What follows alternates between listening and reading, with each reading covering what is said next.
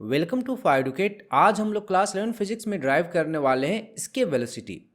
तो escape velocity basically क्या है कि अर्थ से एक मिनिमम स्पीड से हम थ्रो करें, ऐसा मिनिमम स्पीड जिससे हमें थ्रो करने के बाद वो ऑब्जेक्ट अर्थ पे दोबारा ना आ पाए, उस स्पीड और मिनिमम स्पीड को हम क्या बोलते हैं, स्केप वेलोसिटी। इसको हम लोग कैसे ड्राइव करेंगे वो बेसिकली देखेंगे यहाँ पर। तो यहाँ पे आप डायग्राम में देख सकते हैं, ये हमारा क्या है, अर्थ है। यहाँ पर कोई ऑब्जेक्ट रहेगा जिसका मास क्या है, m है। इसको हमें मिनिमम इतना स्पीड से थ्रो करना है कि वापस अर्थ पर ना आ पाए। वही मिनिमम स्पीड को हम क्या बोलते हैं, स्केप वेलोसिटी। तो यही क्या हमारा स्केप वेलोसिटी है। कैसे इसको ड्राइव करेंगे वो हम यहाँ पर देखने वाले हैं। इसको ड्राइव करने के लिए हमें क्या करना पड़ेगा, हमें बेसिकली क्या करना पड़ेगा, इस ऑब्जेक्ट को अर्थ के सरफेस से इन्फिनिटी तक ले जाने में जितना वर्क करना पड़ेगा, वही वर्क हमें किसके फॉर्म में देना पड़ेगा, काइनेटिक एनर्जी के फॉर्म में देना पड़ेगा। और उस काइनेटिक एनर्जी में जो वेलोसिटी होगा वही क्या होगा, स्केप वेलोसिटी होगा। तो हमें सबसे पहले क्या निकालना पड़ेगा, यहाँ पर वर्क निकालना पड़ेगा। ये जो ऑब्जेक्ट है इसका मास कितना है, m है। तो वर्क क्या होता है, अगर हम एक छोटा सा वर्क निकालें, क्यों छोटा सा वर्क निकालेंगे, क्योंकि हमें पता है कि फोर्स क्या होता है, वेरी करता है डिस्टेंस के साथ। फोर्स क्या होता है, ग्रेविटेशनल फोर्स Gm।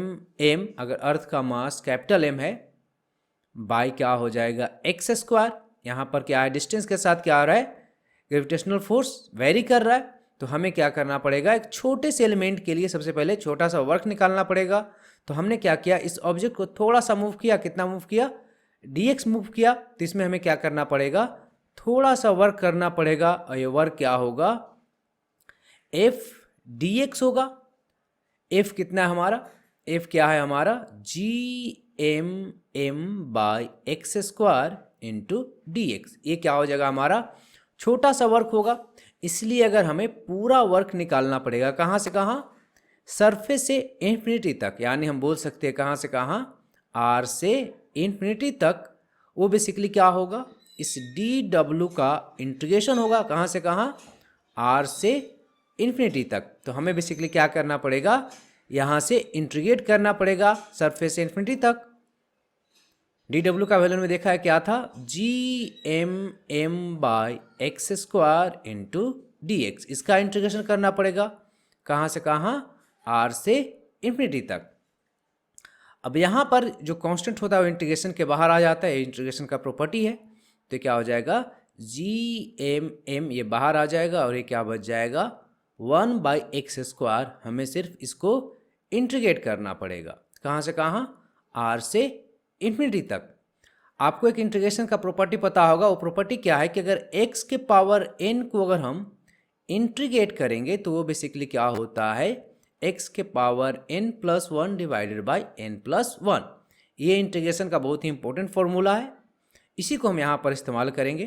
तो हम क्या लिख देंगे, Gm, इसको हम लिख सकते हैं x के पावर -2 dx, r से इन्फिनिटी तक।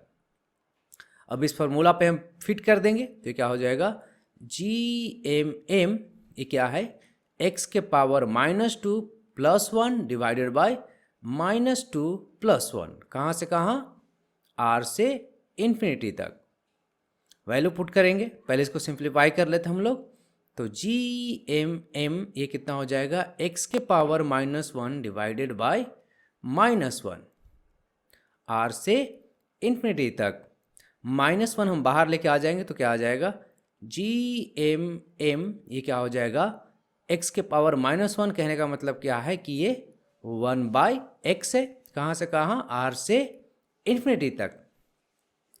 अब इसको और सिंप्लीफाई कर लेंगे तो Gm, सबसे पहले हम लोग क्या पुट करते हैं, अपर लिमिट पुट करते हैं। ये क्या हो जाएगा, 1 बाई इन्फिनिटी, बीच में माइनस होता है, फिर क्या हो जाएगा, लोअर लिमिट यानी कि 1 बाई r। 1 बाई इन्फिनिटी क्या हो जाएगा, 0, और ये माइनस क्या हो जाएगा, प्लस। तो यहाँ पे क्या आ जाएगा, Gm डिवाइडेड बाई r। तो ये हमारा क्या हो जाएगा, वर्क हो जाएगा, कहाँ से कहाँ, r से इन्फिनिटी तक। अब ये जो वर्क आ गया, यही वर्क बेसिकली क्या होता है, एक तरह का एनर्जी होता है। यही एनर्जी को हमें किसके फॉर्म में देना पड़ेगा, यहाँ पर ऑब्जेक्ट को काइनेटिक एनर्जी के फॉर्म में देना पड़ेगा। तो यहाँ पर हमें बेसिकली क्या करना पड़ेगा, ये जो काइनेटिक एनर्जी हम यहाँ पर जो देंगे वो बेसिकली क्या होगा, ये मिनिमम जो होगा काइनेटिक एनर्जी वो बेसिकली क्या होगा, ये वर्क डन के इक्वल होगा। कहाँ से कहाँ, आर से इन्फिनिटी तक। काइनेटिक एनर्जी क्या हो जाएगा, half M V E square is equal to work done कितना आया हमारा, G M divided by R. इसको सिंप्लीफाई कर लेंगे, एम से एम कैंसिल हो जाएगा। यहाँ से वी ई स्क्वायर बेसिकली क्या आ जाएगा, 2gm क्रॉस मल्टीप्लाई कर दें हमने डिवाइडेड बाय आर। तो यहाँ से v यानी कि एस्केप वेलोसिटी क्या आ जाएगा, 2gm डिवाइडेड बाय आर का अंडर रूट। तो यही एक्सप्रेशन को हमें ड्राइव करना था। इसको हम डिफरेंट फॉर्म में भी लिख सकते हैं, चूँकि हमें क्या पता है कि एक्सेलरेशन ड्यू टू ग्रेविटी क्या होता है, gm बाई आर स्क्वायर होता है कि नहीं।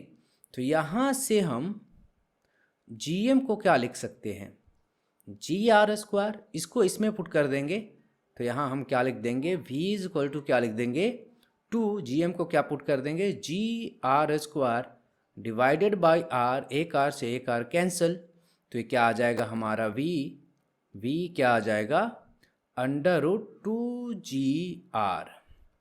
यही क्या होगा, इसके वेलोसिटी का फाइनल एक्सप्रेशन होगा, जिसको हमने एक्सेलरेशन ड्यू टू ग्रेविटी और आर क्या है यहाँ पर रेडियस ऑफ अर्थ है, और v क्या हमारा इसके वेलोसिटी है जो क्या आया हमारा अंडर रूट 2gr।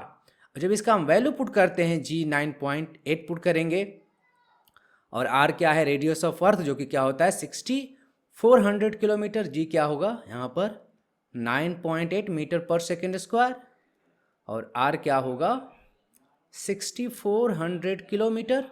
जब इसका हम वैल्यू पुट करेंगे इसमें, तो हमारा जो एस्केप वेलोसिटी होता है वो बेसिकली क्या आता है, रफली क्या आता है 11.2 किलोमीटर पर सेकेंड।